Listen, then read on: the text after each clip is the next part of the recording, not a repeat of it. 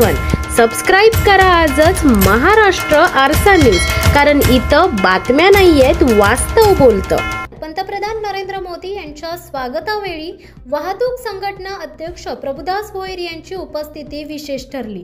प्रभुदास भोईर हे पदाची अपेक्षा न ठेवता थेट जनतेत काम करणारे नेते म्हणून ओळखले जातात।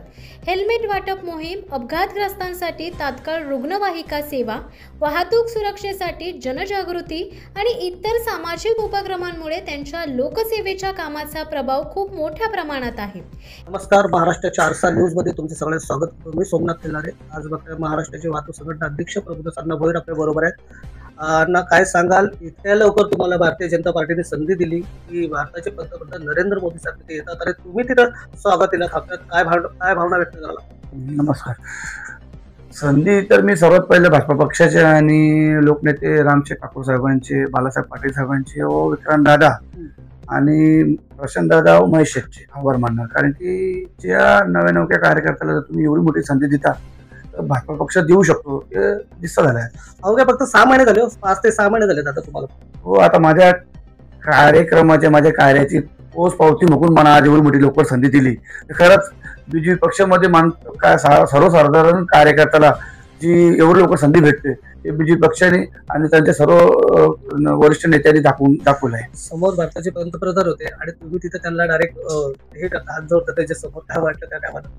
असं वाटलं खरं, आज मी माझ्या पक्षामध्ये, बीजेपी पक्षामध्ये मनामध्ये गर्व होतोय, कारण की एवढे लवकर जर देशामध्ये, दुनियामध्ये जर नामिक आणि चर्चेमध्ये असणारा प्रधानमंत्र्यांनी समोर भेटतोय आणि याच्या मोठे खुशीचा क्षण माझ्यासाठी कुठलाच नव्हता। चला, शांत झालं दादा, पण आता बघता तुम्ही सगळीकडे चर्चा चालू आहे की पंतप्रधानांनी एक वेळा तर दिबा पाटलाचं नाव घोषित बोलायचं होतं आणि त्याला घोषित करायचं होतं, काय म्हणतो? बघा, मी एवढा मोठा नाही आहे, मी एक सर्वसाधारण कार्यकर्ता आहे, पण मला एक तुम्हाला मी बोलू शकतो, कारण काय याच्या पहिलेही आंदोलन झाले आहेत, ते कुणी केले हे तुम्हाला माहिती आहे। आताही आंदोलन होतं ते तुम्ही बघता। तुम्ही एक लक्षात ठेवा, कार्यक्रम करायच्या आधी किंवा करा, आमचे इथे 3 आमदार आहेत, इथे एवढं मोठं सर्वांना समजणारा लोकनेते रामशेठ ठाकूर साहेब, बाळासाहेब पाटील आहेत, एवढं वरिष्ठ नेते आहेत, चव्हाण साहेब शब्द दिलेला आहे, मुख्यमंत्र्यांनी शब्द दिलेला आहे, तर आम्हाला आमच्या पक्षावर आणि आमच्या नेत्यांना पूर्ण विश्वास आहे। विरोधकांचं काम काय, बोलच आहे, बोलल्याशिवाय, पण जे नाव लावणार आहेत ते कोण आहेत? ते आमचे आमदार, आमचे ज्येष्ठ आणि आमचे मुख्यमंत्री साहेब लावणार आहेत, आम्हाला त्यांच्या अभिमान ते लावणार नाही। विरोधाचं ठामपणे म्हणणं आहे की प्रशांत ठाकूर आणि महेश बालदीने डायरेक्ट राजीनामे द्या।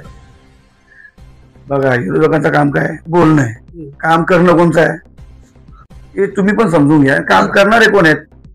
काम करणार तो त्यांना कॉन्फिडन्स म्हणून ते बोलतात, राजीनामा देणे करणं त्यांना लोकांनी निवडून दिलेलं आहे, ते राजीनामा द्यायसाठी निवडून त्यांच्याकडून लोकांची कामाच्या अपेक्षा आहेत।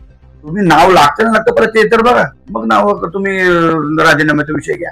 आणि आम्हाला एवढी खात्री आहे, साहेबाई जो शब्द दिलेला आहे अजूनपर्यंत पूर्ण केलेला आहे। नक्कीच पूर्ण होणार, नाव लागणार, हे तुम्हाला काय, तुमच्या भावना काय?